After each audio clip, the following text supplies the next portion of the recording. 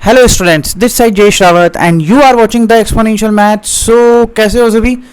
बेटा crash course चल रहा है, उसमें हम एप्लीकेशन ऑफ डेरिवेटिव वाला पार्ट स्टार्ट कर चुके हैं। एक लेक्चर में उसका ले चुका हूँ एप्लीकेशन ऑफ डेरिवेटिव का, और उसमें मैंने आपके सामने टेंजेंट नॉर्मल और मीन वैल्यू थ्योरम जो कि रोल्स थ्योरम और एलएमवीटी कंप्लीट कर चुका हूँ। आई बटन में ऊपर लिंक आ रहा होगा, आप वहाँ से उस वीडियो को देख सकते हैं। ठीक है, आज हम एप्लीकेशन ऑफ डेरिवेटिव का नेक्स्ट पार्ट कंप्लीट करने वाले हैं, और नेक्स्ट पार्ट में मैंने आपके सामने यहाँ पर जो लिया है वो है आपके सामने मोनोटोनिसिटी की बात करूंगा, मैं रेट मेजर की बात करूंगा और अप्रोक्सीमेशन की बात करूंगा। रेट मेजर अप्रोक्सीमेशन के बस हल्के फुल्के कंसेप्ट लिए क्योंकि इतना फ्रिक्वेंटली नहीं पूछा जाता और बहुत ईजी है। मोनोटोनिसिटी इंपॉर्टेंट है, ठीक है, इससे बहुत बार क्वेश्चन पूछे जाते हैं। बहुत लॉजिकल और अच्छा कंसेप्ट है, अपन इसको समझेंगे पूरे इस वीडियो में।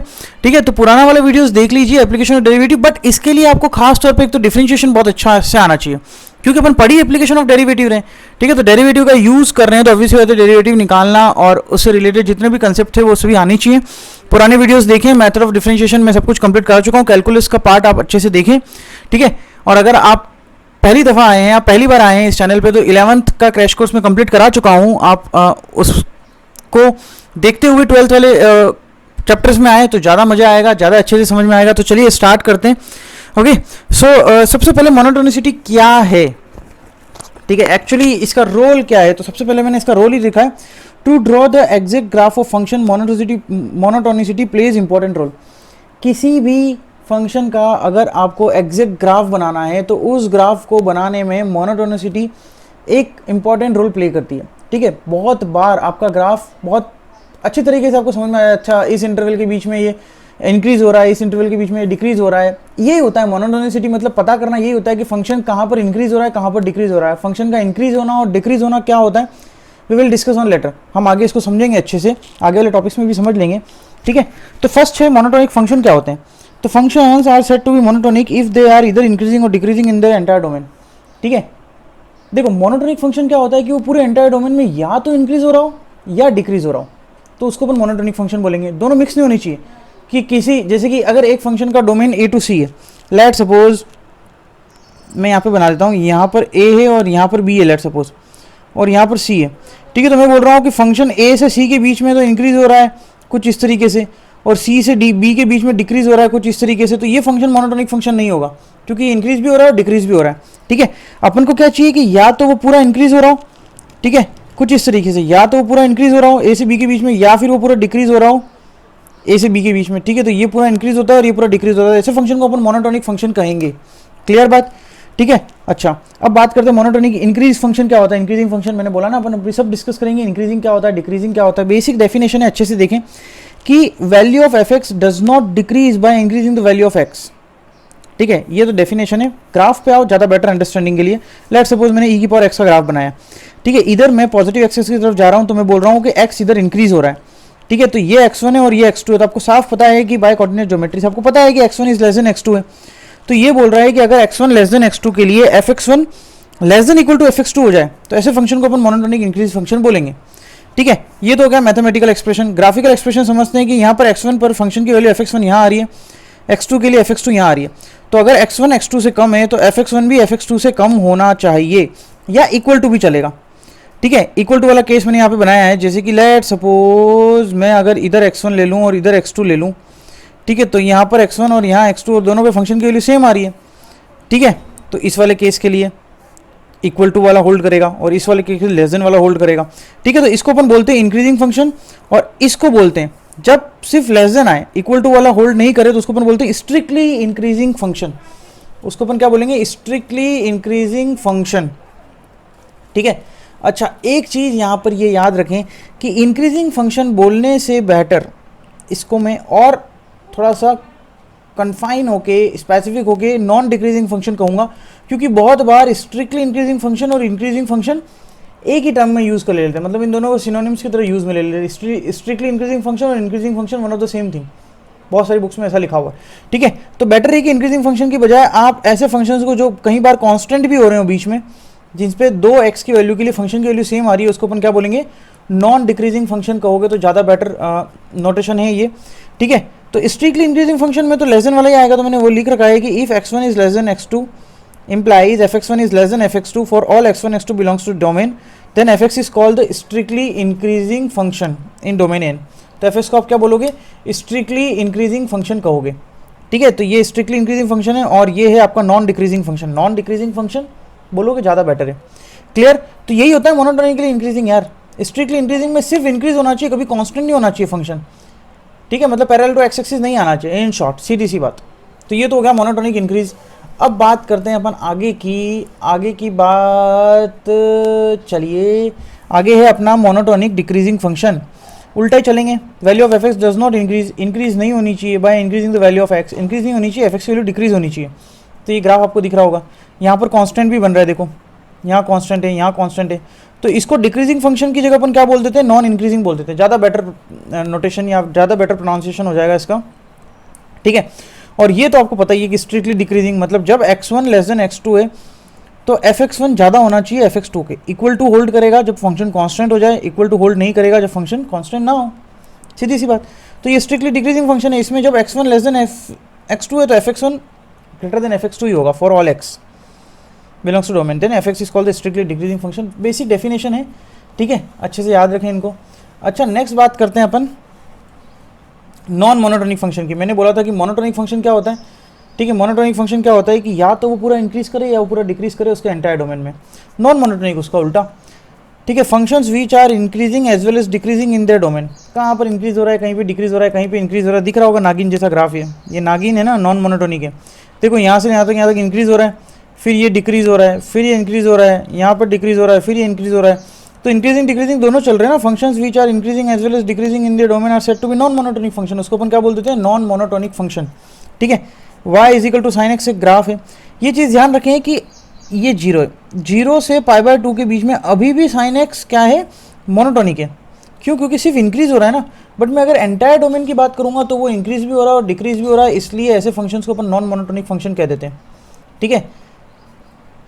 Non monotonic function entire domain में. बट पर्टिकुलर अगर मैं इंटरवल्स लूँ कुछ डोमेन के, ठीक है, जैसे कि मैंने यहाँ से यहाँ तक का ले लिया, फिर यहाँ से यहाँ तक का ले लिया 3π/2 तक का, तो 3π/2 से 3π/2 के बीच में डिक्रीज हो रहा है, 0 से π/2 के बीच में ये इंक्रीज हो रहा है. तो यहाँ से भी मोनोटोनिक है और π/2 से 3π/2 के बीच में भी मोनोटोनिक है, बट एंटायर डोमेन में मोनोटोनिक नहीं है.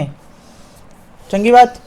चलिए आगे. बस ये जस्ट थ्योरी वाला पार्ट है, तो इसको अपन फिर क्वेश्चंस करेंगे दबा के, अच्छे फाड़ के, खतरनाक क्वेश्चन कर लेंगे बहुत सारे, ठीक है, ताकि आपकी प्रैक्टिस अच्छे से हो जाए. वैरायटी ऑफ क्वेश्चन में वैसे भी नहीं छोड़ता हूँ कुछ, ठीक है. तो ये लाइन मैंने लिख रखी है कि strictly increasing, monotonically increasing, always increasing, all same. यार ये सब एक दूसरे के नाम है ना यार. कभी स्ट्रिक्टली इंक्रीजिंग भी बोल देते हैं, कभी इंक्रीजिंग भी बोल देते हैं, कभी मोनोटोनिकली इंक्रीजिंग भी बोल देते हैं, कभी ऑलवेज इंक्रीजिंग भी बोल देते हैं. ये सब सेम होते हैं. चंगी बात.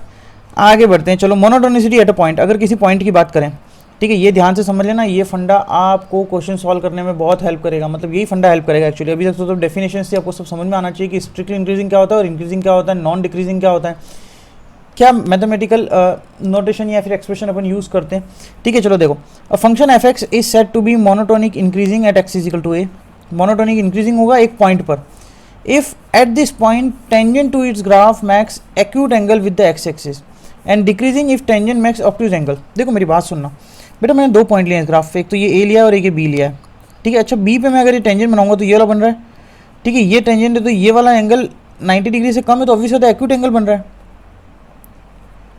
ठीक है. एक्यूट एंगल बनता है जब भी उस पॉइंट पे आप टेंजेंट ड्रॉ करोगे वो पॉजिटिव एक्स एक्सिस के साथ एक्यूट एंगल बनता है, तो वो पॉइंट इंक्रीजिंग में आएगा. ऑब्वियस सी बात है. ये पॉइंट मैंने ले लिया सी, ठीक है. सी से लेके आगे तक ये फंक्शन क्या हो रहा है, इंक्रीज हो रहा है, बढ़ रहा है ना, ठीक है. और कहीं से लेके सी तक ये फंक्शन डिक्रीज हो रहा है. तो देखो ये वाला पॉइंट मैंने ले लिया, लेट्स सपोज ए. अगर मैं ए पे टेंजेंट बनाऊंगा तो ये एंगल बन रहा है, और ये वाला एंगल जो होगा वो क्या होगा आपका, मैं यहाँ पे लिख देता हूँ,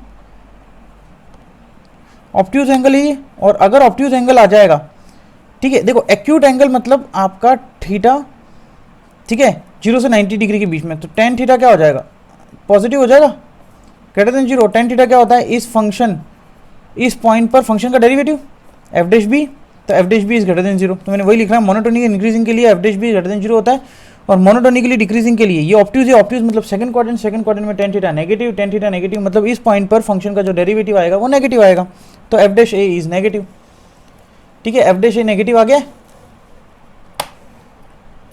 बढ़िया बात. एफ डैश ए आपका नेगेटिव आ गया, ठीक है. अच्छा एक चीज़ और भी, मतलब और भी तरीके से प्रिडिक्ट कर सकते हैं कि ये पॉइंट है तो इसका लेफ्ट नेबरहुड लो, इसका राइट नेबरहुड लो, ठीक है। तो लेफ्ट नेबरहुड पे फंक्शन की वैल्यू और राइट नेबरहुड पे फंक्शन की वैल्यू, तो लेफ्ट नेबरहुड यहाँ कहीं होगा, बी के इधर ही तो होगा, लेफ्ट नेबरहुड पे फंक्शन की वैल्यू कम आएगी और राइट नेबरहुड पे ज़्यादा आएगी। ये सब ये वाला फंडा ही हो जाएगा जो अपन यहाँ पे पढ़ा है कि भाई कहाँ लेफ्ट नेबरहुड ले रहे हो, कहाँ राइट नेबरहुड ले रहे हो। तो बेटर है कि डेरिवेटिव का कैसे यूज़ करके हम मोनोटोनिसिटी पता कर सकते हैं, मतलब फंक्शन इंक्रीजिंग कब है और डिक्रीजिंग कब है, ये कैसे पता कर सकता हूँ, बाय यूजिंग द डेरिवेटिव और you can say the differentiation, ठीक है।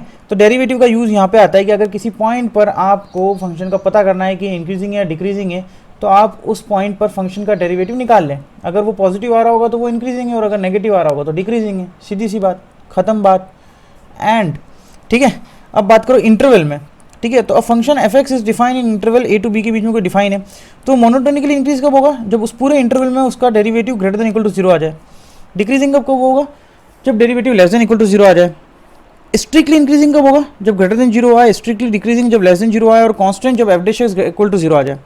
दिख रहा है ना यार, F dash equal to zero मतलब टेंजेंट क्या आएगा, पैरेलल टू एक्स एक्सिस, ये बनाया यहाँ पर मैंने, tangent parallel to x axis, तो कांस्टेंट हो गया ना यार। अब इस पर लाइन का टेंजेंट खुद लाइन ही होती है, तो ये खुद ही टेंजेंट है, तो इसका एफ डैश कितना आ रहा है, जीरो आ रहा है ना, for all x a to b के बीच में, ठीक है। तो आप इस तरीके से इंटरवल के बीच में ये दोनों इंपॉर्टेंट कंसेप्ट हैं, याद रखें, ठीक है। इस पर ही बेस्ड अपन अभी क्वेश्चंस करेंगे बहुत सारे।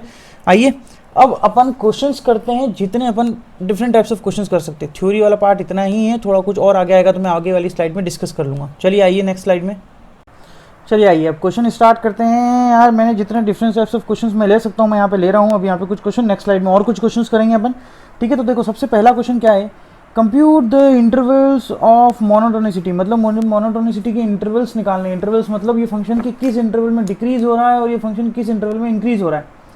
बट इंटरवल्स निकालने से पहले आप पहले फंक्शन के अगर डोमेन की बात कर लेंगे तो आपको ज़्यादा बढ़िया रहेगा, क्योंकि आपको पता तो हो कि फंक्शन कहाँ से कहाँ तक डिफाइन है, ठीक है। हमेशा जरूरी नहीं है कि फंक्शन पूरे रियल नंबर्स के लिए डिफाइन है या फिर माइनस इन्फिनिटी से इन्फिनिटी के लिए डिफाइन हो। तो पहले आपको ये चेक करना पड़ेगा कि फंक्शन कहाँ से कहाँ तक के लिए डिफाइन है, ठीक है। तो देखो यार यहाँ पर एफ एक्स इजिकल टू लिख रखा है x square upon e to the power x, ठीक है। ये पॉजिटिव और ये भी positive, e to the power x हमेशा पॉजिटिव होता है। तो पहली बात तो ये पता चल जाएगा, जितना आप उस फंक्शन के बारे में पता कर लेंगे, अरे पॉजिटिव, ठीक है, ऑलवेज पॉजिटिव। बात करते हैं डोमेन की, ये हमेशा पॉजिटिव, ये कभी जीरो होता नहीं, तो नीचे वाला तो कभी जीरो होगा ही नहीं, तो ऑल रियल आ जाएगा।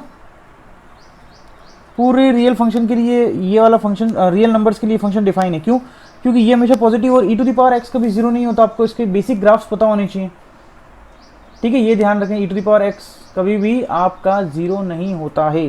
तो ये वाली चीज़ जीरो होगी नहीं, ये हमेशा ही डिफाइन है, ये भी डिफाइन है, तो ऑल रियल के लिए डिफाइन हो गया आपका, ठीक है। अच्छा अब अपन चेक करते हैं फॉर इंक्रीजिंग और फॉर डिक्रीजिंग, ठीक है। तो मैं सबसे पहले इसका निकालता हूँ F dash x. F dash x जब आप निकालेंगे तो एक्स स्क्वायर का करेंगे तो 2x E to the power minus X plus x square E to the power minus X का E to the power minus X और माइनस एक्स का -1, ठीक। चलो अब बात करते हैं फॉर इंक्रीजिंग। फॉर इंक्रीजिंग के लिए कितना हो जाएगा, f dash x greater than zero हो जाएगा, ठीक है। F dash x greater than zero हो जाएगा मतलब ये वाली पूरी whole thing is greater than zero, ठीक है। तो यहाँ पे लिख देता हूँ 2x E to the power minus x minus x square E to the power minus x is greater than zero, ठीक है। देखो e to the power x क्या एक पॉजिटिव नंबर है, E to the power X E to the power minus X भी एक positive number है, या फिर इसको E to the power X करके एक पॉजिटिव नंबर है तो पॉजिटिव नंबर से मल्टीप्लाई कर दो। कुल मिला के ये वाली चीज़ में काट कूट देता हूँ, ठीक है। तो x कॉमन ले लेते हैं, तो x कॉमन लेंगे तो कितना आ जाएगा आपका यहाँ से 2 minus x is greater than zero, multiplied पर -1 करते हैं x, और ये x minus 2 is less than zero हो जाएगा, नेगेटिव नंबर से मल्टीप्लाई कर रहा हूँ तो, ठीक है। अब आपको दिख रहा होगा यार ये इंक्रीजिंग के लिए कर रहे हैं ना, अगर मैं नंबर लाइन बनाता भी हूँ तो 2 0 आ रहे हैं, एक 0 आ रहा है और एक 2 आ रहा है, पॉजिटिव नेगेटिव पॉजिटिव।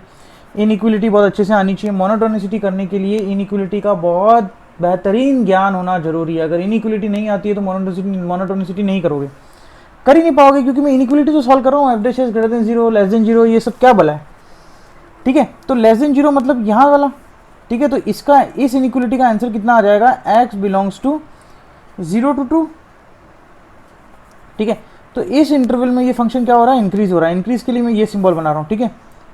और फॉर डिक्रीज के लिए अब देखो इसमें इंक्रीज हो रहा है तो बाकी हर जगह डिक्रीज हो रहा होगा, तो डोमेन इसका रियल नंबर है तो बाकी की जितनी भी चीज़ें वो क्या हो जाएगी, फॉर डिक्रीज, ठीक है। तो f x decrease in x belongs to minus infinity to zero union two to infinity, ये आपका आंसर हो गया।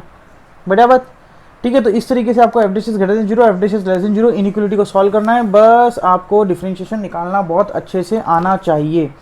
ठीक है, चलिए अब इस फंक्शन की बात करते हैं। तो सबसे पहले इस फंक्शन का डोमेन के लिए आप क्या करोगे, ये तो सभी रियल नंबर, बट ये log ln 1 minus four x है, तो आपको यहाँ से पता होना चाहिए कि 1 minus four x is greater than zero. Positive number के लिए ही लॉग डिफाइन होता है, नेगेटिव नंबर के लिए लॉग डिफाइन नहीं होता है। तो यहाँ से आ जाएगा x इज लेस देन 1/4। ठीक है, तो डोमेन कितना हो गया फंक्शन का, डोमेन हो जाएगा आपका माइनस इन्फिनिटी से 1/4। क्लियर बात। ठीक है, चलिए अब निकालते हैं F dash X. F dash X आ रहा है 1 प्लस 1/1 माइनस 4x और यहाँ आ जाएगा -4। ठीक है, बढ़िया बात। चलो तो ये 1 माइनस 4x एलसीएम ले लिया, यहाँ पे आ जाएगा 1 माइनस 4x और ये आ जाएगा -4। ठीक है, तो देखो इंक्रीजिंग के लिए आप क्या करोगे, एफ डैश एक्स को ग्रेटर देन जीरो करोगे। ठीक है, तो यहाँ से आ जाएगा -4x -3 और 1 minus 4x is greater than zero.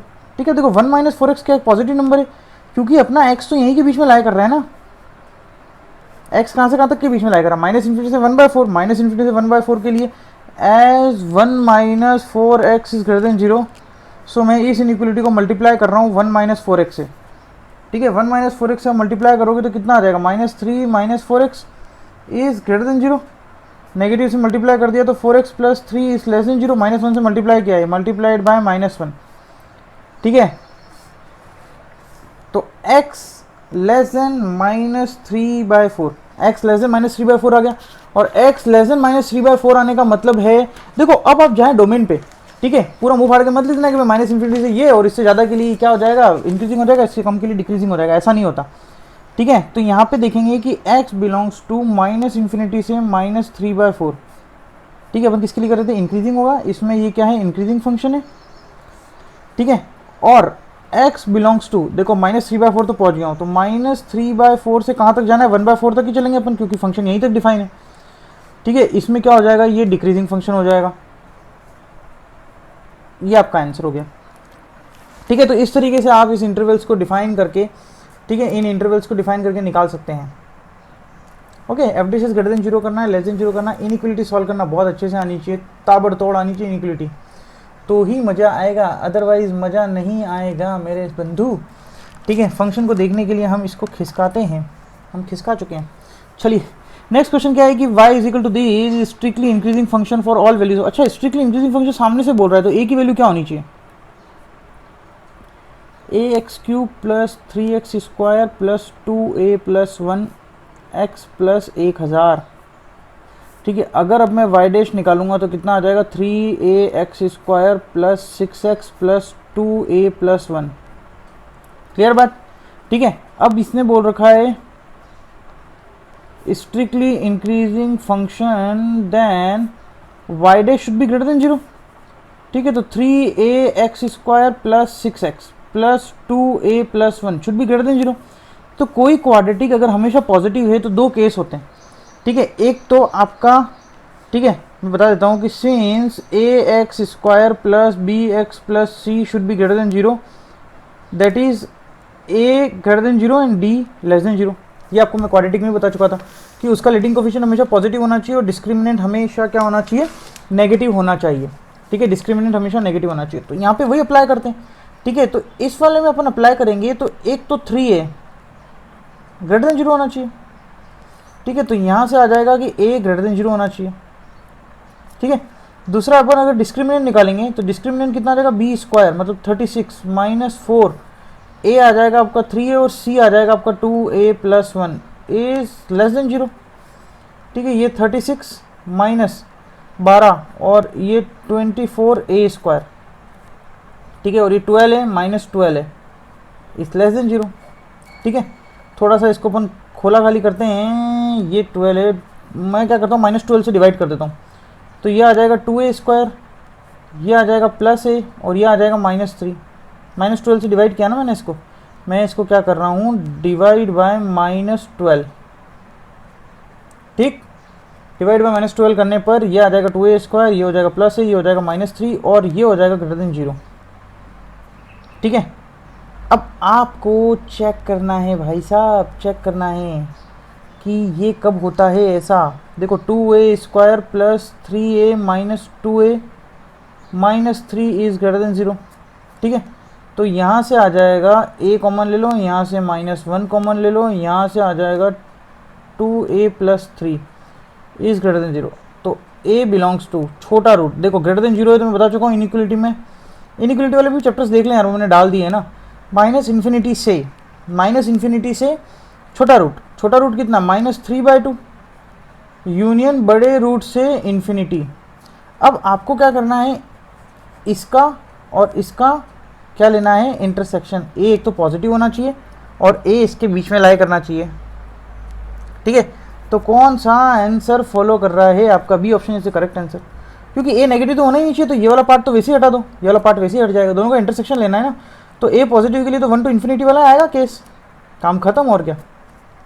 ठीक है, तो इस तरीके से आपको ये क्वेश्चन करना था। इसमें क्वाड्रेटिक का भी बहुत एक एक्सटेंसिव यूज़ था, बहुत ही बढ़िया यूज़ था, बहुत अच्छे से देखें इस क्वेश्चन को, क्वाड्रेटिक के फंडे क्लियर रखें, सब चीज़ें काम आती रहेगी बेटा, कहीं ना कहीं झाके। ठीक है, चलो नेक्स्ट क्वेश्चन है दिस, 0 से पाई के बीच में मोनोटोनिसिटी चेक करनी है।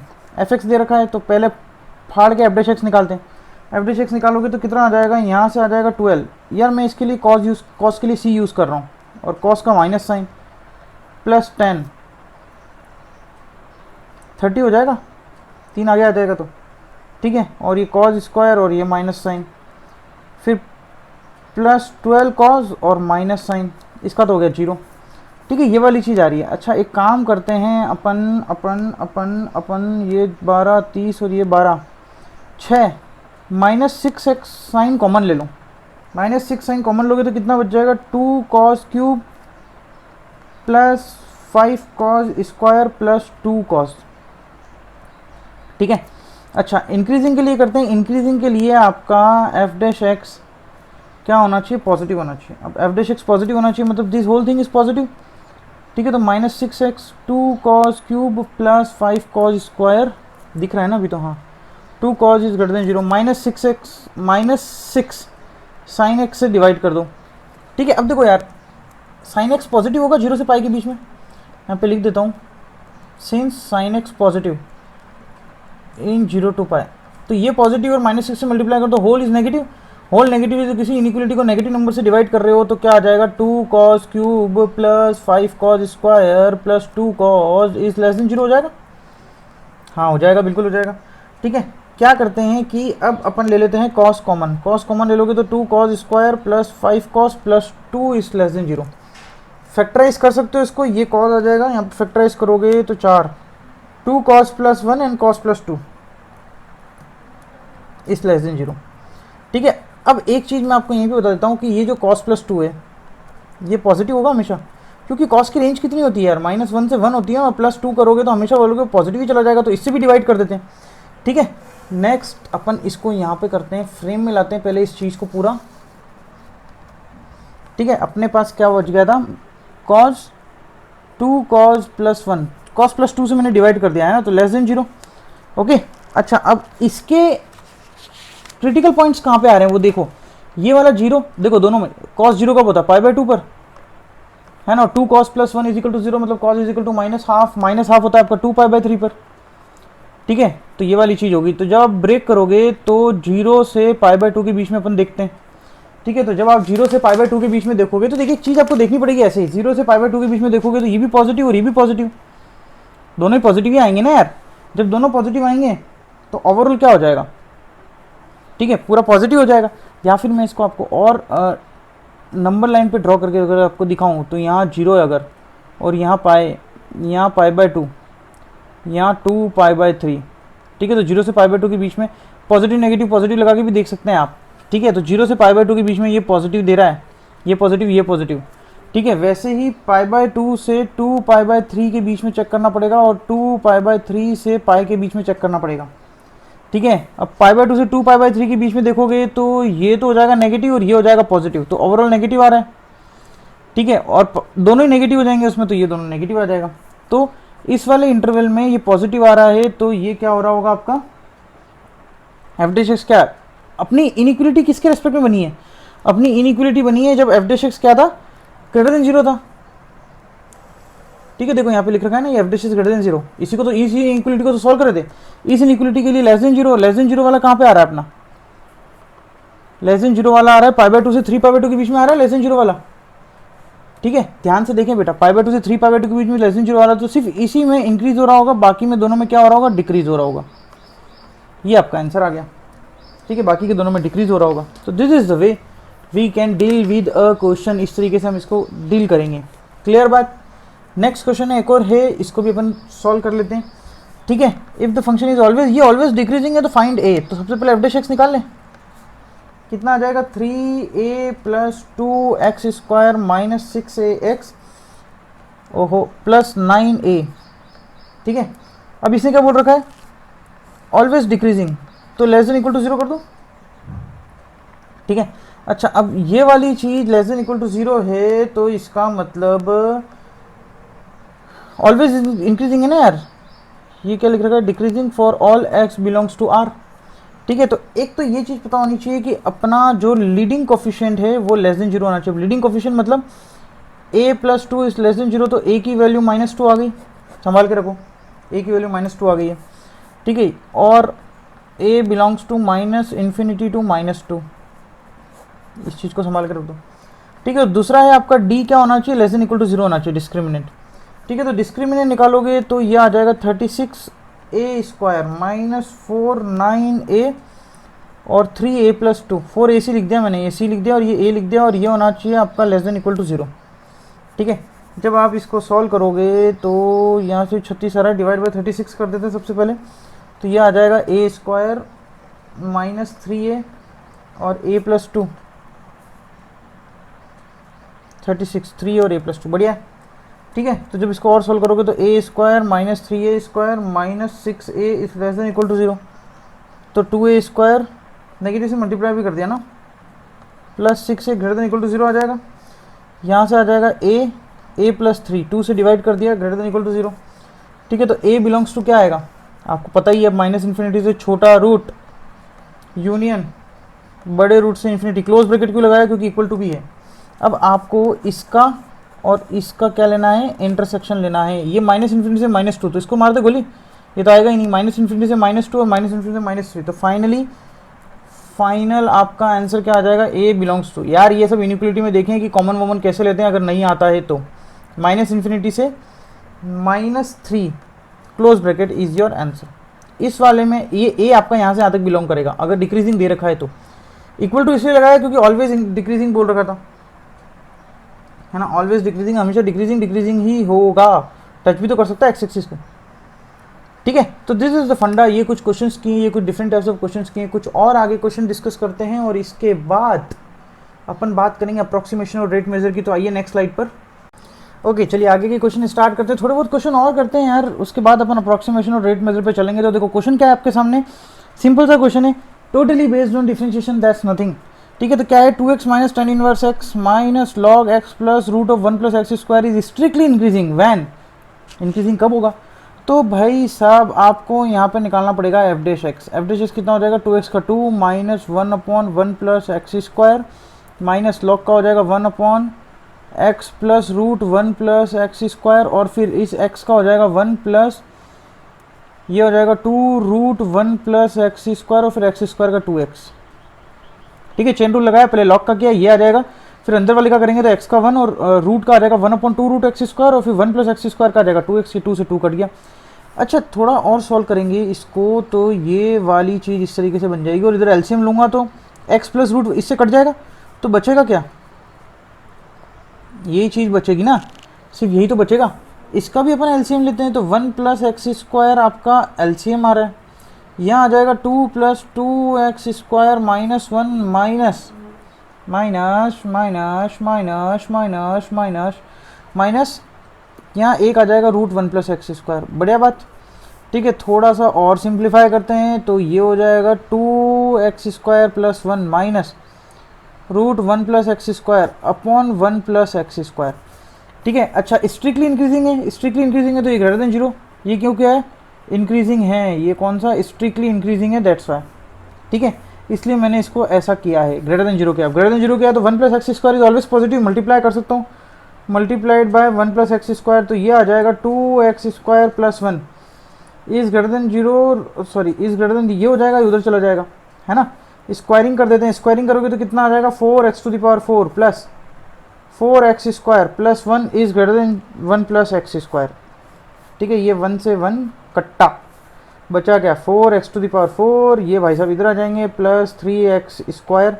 बहुत बढ़िया यार, ये तो हमेशा पॉजिटिव ही होगा ना, ये भी पॉजिटिव, ये भी पॉजिटिव, तो ये भी तो हमेशा पॉजिटिव ही होगा। तो क्या आ जाएगा x बिलोंग्स टू r।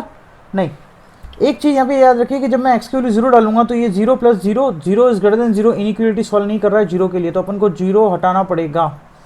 तो option number D is the correct answer ना, r माइनस 0, इसको r0 लिखा है ना, ये भी नोटेशन है एक, याद रखें कि r नॉट मतलब r माइनस 0 होता है इस वाले केस में, बट बहुत कम जगह यूज़ किया होता है और ऐसा यूज़ किया हुआ है तो वहाँ पर आपको डिफाइंड होगा कि ये ऐसी चीज़ है। ठीक है, तो 0 क्यों हटाया समझ में आ गया, क्योंकि 0 इस इनइक्वालिटी को सेटिस्फाई नहीं कर रहा है। बाकी आपको सिर्फ डिफरेंशिएशन को पॉजिटिव करना था, मोनोटोनिसिटी का यूज सिर्फ यहाँ पर आया है, बाकी कहीं ना आया है, तो ये वाली चीज़ इंपॉर्टेंट है, ध्यान रखें। Next question. ठीक है, नेक्स्ट क्वेश्चन की अपन अब बात करते हैं। तो यहाँ पर क्या लिख रखा है कि the function f x is an increasing function. Same है यार, इंक्रीजिंग है तो अपन को एफ डैश एक्स निकाल लेते हैं पहले। टेन इनवर्स एक्स का होता है 1/1 प्लस एक्स स्क्वायर, तो यहाँ पर x की value sin x plus cos x है, और sin x का हो जाएगा cos x और cos x का हो जाएगा माइनस sin x। ये वाली चीज़ क्या दे रखी है positive, F dash x increasing है ना, पॉजिटिव है, तो देखो ये वाली चीज़ तो हमेशा पॉजिटिव ही होगी कि 1 plus sin x plus cos x का होल स्क्वायर हमेशा पॉजिटिव, पॉजिटिव प्लस 1 फलाना पॉजिटिव ही आ गया। तो अपना फाइनल आ जाएगा cos x minus sin x is greater than 0, that means cos x is greater then sin x। ठीक है, अच्छा अगर अब मैं ग्राफ के बारे पे चलता हूँ तो ये 0 से π/2 माइनस π/2 से π/2 के बीच में जा रहा है, तो यहाँ पे बना लेते हैं माइनस π/2, यहाँ इसके बीच में ग्राफ बना के देखता हूँ। कॉस का ग्राफ कुछ ऐसा आएगा, साइन का ग्राफ कुछ ऐसा आएगा, तो ये जहाँ भिड़ते हैं वो वाली पॉइंट क्या होता है π/4। तो आप देख रहे हो कि कॉस बड़ा कहाँ पर है, यहाँ पर ही बड़ा है ना, कॉस वाई का कोऑर्डिनेट बड़ा आ रहा है साइन से, इसके लिए इधर जाओगे तो साइन का कोऑर्डिनेट बड़ा हो रहा है, तो अपना आंसर क्या आ जाएगा x बिलोंग्स टू माइनस π/2 से, इस पे तो 0 है ना, माइनस π/2 पे कॉस के लिए 0 हो जाती है, इसको हटाओ, अपने को इक्वल टू वाला साइन होल्ड नहीं कर रहा है इसलिए मैंने इसको क्लोज ब्रैकेट नहीं लगाया, से लेके π/4 इज द आंसर, तो B option is the correct answer. बढ़िया बात। ठीक है, तो इस तरीके से आपको इस क्वेश्चन को करना था, और क्वेश्चन करके देखते हैं एक, या ये क्वेश्चन मैंने यहाँ पे ले लिया है, इंटीग्रेशन का सिंबल दिख रहा होगा आपको यहाँ पर कि या तो सर ये तो इंटीग्रेशन है, बट अपन एक इंटीग्रेशन में रूल पढ़ेंगे, लिबनीज रूल। लिबनीज रूल को कैसे यूज़ करते हैं मैं आपको और डिटेल में बताऊंगा, तो अभी ध्यान से देख लें। अगर एफ एक्स आपका इंटीग्रेशन की टर्म में डिफाइन है, इंटीग्रल की टर्म में डिफाइन है, लिमिट है एक्स स्क्वायर, अपन डेफिनेट इंटीग्रल में पढ़ेंगे लिबनीज रूल, तब इसको और अपन डिटेल में देखेंगे। ठीक है, सो आप इसका एफ डैश एक्स निकाल सकते हो। तो लिबनीज क्या बोलता है कि जो अपर लिमिट है वो पहले रख दें टी की जगह, क्योंकि फंक्शन अंदर टी की दे रखा है, तो 1/ln x3, और फिर जो भी लिमिट दे रखी है उसका डिफरेंशिएशन 3x स्क्वायर। क्लियर है? ठीक है, 10 प्लस माइनस, है ना। ठीक है, ये चीज़ ध्यान रखें आप कि लिबनीज रूल कैसे यूज़ करना है और कब यूज़ करना है वो इंपॉर्टेंट है। ओके, लिबनीज रूल को मैं और अपन डेफिनेट इंटीग्रल में देखेंगे। अब इसके बाद अपन क्या करते हैं, लोअर लिमिट रखते हैं, तो 1/ln x स्क्वायर, और x स्क्वायर का वैल्यू सॉरी x स्क्वायर का डिफरेंशियल आ जाएगा 2x, ऑलवेज इंक्रीजिंग, तो ग्रेटर देन 0 कर दो। अच्छा, यहाँ से 3 आगे आएगा तो ये बन रहा है x² ln x, माइनस यहाँ से 2 आ जाएगा, इस 2 से कैंसिल हो जाएगा, तो x/ln x greater than 0, 1/ln x common ले लिया, x² minus x is greater than 0। ठीक है, बढ़िया बात है ना, बढ़िया बात। ठीक है, अब ध्यान से देखो, x minus 1/ln x is positive. ठीक है, क्रिटिकल पॉइंट देखोगे तो 0 और 1 पे आ रहा है, तो मैं चेक करता हूँ इन 0 to 1, इन 0 to 1। ठीक है, इन 0 to 1 चेक करूँगा तो ये x माइनस 1/ln x कैसे ट्रीट करेगा। 0 to 1 में आपका, अब मैं देखो पेन चेंज करके लिख देता हूँ, ये वाली चीज़ पॉजिटिव हो जाएगी, ये वाली चीज़ नेगेटिव हो जाएगी, और ln x भी आपका नेगेटिव हो जाएगा। ठीक है, तो पॉजिटिव नेगेटिव नेगेटिव, तो ओवरऑल क्या हो जाएगा, पॉजिटिव ही हो जाएगा ना, ओवरऑल आपका पॉजिटिव ही हो जाएगा। ठीक है, और इन 1 to इन्फिनिटी की बात करते हैं, अगर अपन 1 to इन्फिनिटी की बात करेंगे, ठीक है, 1 to इन्फिनिटी की बात करेंगे, तो ये x माइनस 1/ln x कैसे ट्रीट करेगा। 1 टू इन्फिनिटी में ये वाली चीज़ पॉजिटिव आएगी, ये चीज़ भी पॉजिटिव आएगी, ये चीज़ भी पॉजिटिव आएगी, तो आफ्टर ऑल ओवरऑल क्या आएगा, पॉजिटिव ही आ जाएगा, सब पॉजिटिव है ना, तो ये भी पॉजिटिव, ये भी positive, prove that is always increasing, F dash x हमेशा पॉजिटिव ही आ रहा है, f dash x is positive, ठीक है। डोमेन में जो है, डोमेन तो क्या है, डोमेन चेक करोगे ना यार आप, ln x के लिए डिफाइन होना चाहिए ना, तो ऑलवेज इंक्रीजिंग, ऑलवेज इंक्रीजिंग, ठीक है, आपका आंसर आ गया, ये समझ में आया चीज़, ठीक है। अच्छा क्वेश्चन था लिबनिज रूल का, लिबनिज रूल ध्यान रखें बहुत इंपॉर्टेंट है, इंटीग्रेशन में दबा के इसको खोल के करेंगे, अच्छे से क्वेश्चंस करेंगे इस पर। अब बात करते हैं अपन अप्रॉक्सीमेशन की और रेट मेजर की, तो देखो अप्रॉक्सीमेशन क्या है वो चीज़ ध्यान रखें। Let suppose y is equal to F X, तो D Y by D X is equal to F dash X हो जाएगा, डी वाई यहाँ रखा, डी एक्स को इधर फेंक दिया, ये डी वाई और डी एक्स क्या है, these are the differential change, आप इसको क्या बोलोगे, डिफरेंशियल चेंज, ये डिफरेंशियल चेंज इन y और differential change in x, d y और डी एक्स। और डिफरेंशियल चेंज मतलब बहुत छोटा, इनफिजिबल चेंज भी बोलते हैं इसको, इनफिजिबल चेंज मतलब बहुत बहुत बहुत बहुत बहुत माइन्यूट सा चेंज, ठीक है। अच्छा, अगर मैं इसको इस तरीके से रिप्रेजेंट करूँ डेल्टा वाई और डेल्टा एक्स की टर्म में, तो जब मैंने इनपुट में डेल्टा एक्स का चेंज लाया तो आउटपुट में डेल्टा वाई का चेंज आएगा, तो यहाँ से डेल्टा वाई, वाई इधर फेंका, वाई कितना था आपका एफ एक्स, तो ये वाली चीज़ आ जाएगी, ठीक है। तो ये डेल्टा वाई को अपन बोलते हैं ओनली चेंज, वो डिफरेंशियल चेंज होता है, ये ओनली चेंज है, क्लियर। तो डेल्टा वाई, अच्छा अब मैं इधर बात करूँ तो ये डेल्टा वाई हो गया और ये डेल्टा एक्स हो गया, इस तरीके से भी यूज़ कर सकते हो, ठीक है। तो बस ये चीज़ ध्यान रखें कि difference between D Y and delta Y is your change and D Y is your differential change, और you can see the infeasible change. Frame में लाओ, फ्रेम में लाने के बाद आगे की बात करेंगे, ठीक है। चलिए यहाँ पर देखोगे आप, तो ये वाली चीज़ दे रखी है कि use differential to approximate 101 raise to power half. आपको करना क्या होता है ऐसा करने के लिए, ये सीबीएसई में भी ऐसे बहुत सारे क्वेश्चन पूछे जाते हैं बोर्ड में, बट मैं जस्ट एक क्वेश्चन लेना था अप्रॉक्सीमेशन का, वैसे कुछ क्वेश्चन आज तक आया नहीं है जेई में, और आएगा भी चाहिए तो वो ऐसा ही पूछा जाएगा।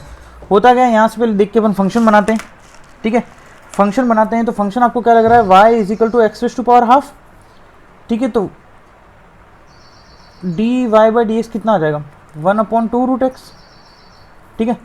तो यहाँ से डी वाई आ जाएगा 1/2 root x into d x, clear, ठीक है। अब देखो बस आपको क्या पता करना है, आपको यहाँ पर x डेल्टा x, अरे रूट x क्यों लिख दिया है, डेल्टा x, ठीक है, y और डेल्टा y, ठीक है, इनके बारे में पता करो, वैल्यू पता तो काम खत्म हो जाएगी आपकी डायरेक्टली। ये क्या है, delta y is equal to 1/2 root x delta x, differential use differential to approximate, इसकी वैल्यू तो निकालनी है। अगर ये वाली चीज़ क्या दे रखी है यार, आप थोड़ा सा ध्यान से देखें, ये जो चीज़ दे रखी है वो दे रखी है आपका x प्लस डेल्टा एक्स, ये है x plus delta x raise to power half, ठीक है। तो x की वैल्यू 100 नज़र आ रही है आपको साफ साफ, ठीक है, डेल्टा x की वैल्यू 1 नज़र आ रही है, डेल्टा y आपको कैलकुलेट चेक करना है, और y क्या हो जाएगा, जब मैं x की वैल्यू 100 रखूँगा तो y की वैल्यू 10 हो जाएगी, दैट्स इट। डेल्टा y कितना आ जाएगा, 1/2 रूट x मतलब इंटू 10, ठीक है, इंटू डेल्टा एक्स कितना है 1 है, तो ये कितना आ जाएगा 1/20, है ना। तो यहाँ से आपको y कितना मिलेगा, है ना, आपको क्या निकालना है, आपको डेल्टा y निकालना है, ठीक है। डेल्टा y आप सोच, ये देखो ये डेल्टा y तो हो गया, फाइनल आउटपुट कितना हो जाएगा y प्लस डेल्टा y कितना आपका 10 प्लस डेल्टा y कितना आ जाएगा 1/20 इज योर आंसर। तो दिस इज द अप्रॉक्सीमेशन, आप इस तरीके से भी करके निकाल सकते हैं इसको, ठीक है। फाइनल आंसर आपको y प्लस डेल्टा y निकालना था, मतलब अगर मैंने डेल्टा x में 1 का input, delta x is your change in input, change in input में अगर मैं 1 का चेंज करता हूँ तो आपका आउटपुट में कितना चेंज आएगा, that's it, this is the फंडा, ठीक है। एक क्वेश्चन में रेट मेजर का लिखा है, बाकी बेटा ये बहुत सिंपल से क्वेश्चन आते हैं इससे, और बहुत आते भी नहीं है, इसलिए मैंने इसका एक ही क्वेश्चन लिया। मोनोटोनिसिटी पे आप खास तौर पे ध्यान दें, उसके लिए आप इनइक्वालिटी बहुत अच्छे से करें, ठीक है। देखो क्या लिख रहा है, the height of the right circular cone is 20 centimetre, decreasing at the rate of this, at the same time radius r is this, increasing at the rate of this, find the rate of change of volume, ठीक है। तो अगर मैं cone की बात करता हूँ तो वॉल्यूम कितनी होती है, 1/3 पाई r स्क्वायर h, डिफ्रेंशिएट करते हैं t के रेस्पेक्ट में, 1/3 पाई बाहर रहने दो, ये हो जाएगा 2r h, और फिर r का हो जाएगा dr/dt, प्लस r स्क्वायर और h का हो जाएगा dh/dt, ठीक है। जस्ट पुट द वैल्यूज़, मैं वैल्यूज़ रख रहा हूँ सिर्फ, r की वैल्यू कितनी थी 10 सेंटीमीटर, है ना, h की वैल्यू कितनी है 20, dr/dt इंक्रीजिंग हो रहा है आपका 20 सेंटीमीटर पर सेकेंड से, प्लस r स्क्वायर, तो ये हो जाएगा 100 इंटू आगे dh/dt में क्या हो रहा है, h आपका डिक्रीज हो रहा है, तो ये आ जाएगा -4, ठीक है, -4, इसको सॉल्व कर लेना, आपका D Y by D T, change in rate of change of volume ही तो पूछा था। देखो यार, अब जब D Y by D X लिखते भी हो, ध्यान रखना, तो ये क्या है आपका rate of change of y with respect to x, ये भी ध्यान रखें, rate of change of y with respect to x. तो वही बोलेगा find the rate of change of volume with respect to time, क्योंकि दोनों टाइम के साथ ही चेंज हो रहे हैं ना। तो यहाँ से आपका ये रेट मेजर का फंडा सिर्फ इतना सही है, ठीक है। बहुत बढ़िया, मोहल्ले में मिठाई बांटो ठीक है। आपका मोनोटोनिसिटी मैंने कंप्लीट कर लिया, जितने डिफरेंट टाइप्स ऑफ क्वेश्चंस, जो क्वेश्चंस बन सकते थे वो सब क्वेश्चंस ले लिए। या तो अननोन की वैल्यूज पूछते हैं, इसमें बता देंगे कि फंक्शन इंक्रीजिंग है डिक्रीजिंग, अननोन की वैल्यूज पूछ देंगे। सेकंड टाइप के क्वेश्चन क्या आ सकते हैं, या फिर आपको इंटरवल पूछ लेंगे कि भाई किस इंटरवल में ये फंक्शन इंक्रीज हो रहा है, किस इंटरवल में फंक्शन डिक्रीज हो रहा है। जब अपन मैक्सिमम मिनिमम पढ़ेंगे तब अपन ग्राफ ड्रॉ करेंगे फंक्शन का, लोकल मैक्सिमम लोकल मिनिमम निकालने के लिए, तब मैं आपको वापस से यूज़ करूंगा। नेक्स्ट जो लेक्चर होगा, जो नेक्स्ट वीडियो होगा, वो अपना मैक्सिमम मिनिमम का होगा। फाड़ के क्वेश्चन करेंगे उसमें भी, मतलब उसमें अपन देखेंगे कि ग्राफ बनाते टाइम मोनोटोनिसिटी का कैसे यूज़ आता है ना। बहुत अच्छे से इसको करेंगे, कुछ अच्छे क्वेश्चन करेंगे, वहाँ पर मैं इसका यूज़ करूँगा वापस से, ठीक है। तो नेक्स्ट लेक्चर भी देखें और पुराने वीडियोज़ भी देखें अगर नहीं देखे हैं तो, ओके। क्रैश कोर्स बढ़िया चल रहा है, कंप्लीट कर लेंगे अपन बहुत जल्दी अपना कैलकुलस ऑलमोस्ट। अब बस इंटीग्रेशन बचा हुआ है, डिफरेंशिएशन मैंने पूरा कंप्लीट कर लिया है, एलसीडी कंप्लीट हो गया है, ठीक है। ये कंप्लीट करने के बाद अपन डिफरेंशियल इक्वेशन पूरा कंप्लीट कर लेंगे कैलकुलस का। उसके बाद देखते हैं, प्रोबेबिलिटी ले लेंगे, है ना, कंप्लीट हो जाएगा, कुछ ज़्यादा खास बाकी नहीं है, ठीक है। तो बने रहिए साथ में इसी तरीके से, और बाकी आपको सब पता है यार। पसंद आया हो तो लाइक करें, सब्सक्राइब करें, पसंद आया हो तो कुछ मिल रहा हो यहाँ पर, ठीक है। और साथ साथ मैं आपको ये भी बता दूं यार, इसकी पीडीएफ आपको हर सेशन की पीडीएफ आपको डिस्क्रिप्शन के लिंक में मिल जाएगी, हर सेशन की, नॉट ओनली दिस, सभी वीडियोस की पीडीएफ आपको, शॉर्ट नोट्स भी मिल रहे हैं साथ साथ, उसको डाउनलोड करें, एग्जाम के एक दिन पहले बहुत अच्छे से काम आने वाले हैं सब, ओके।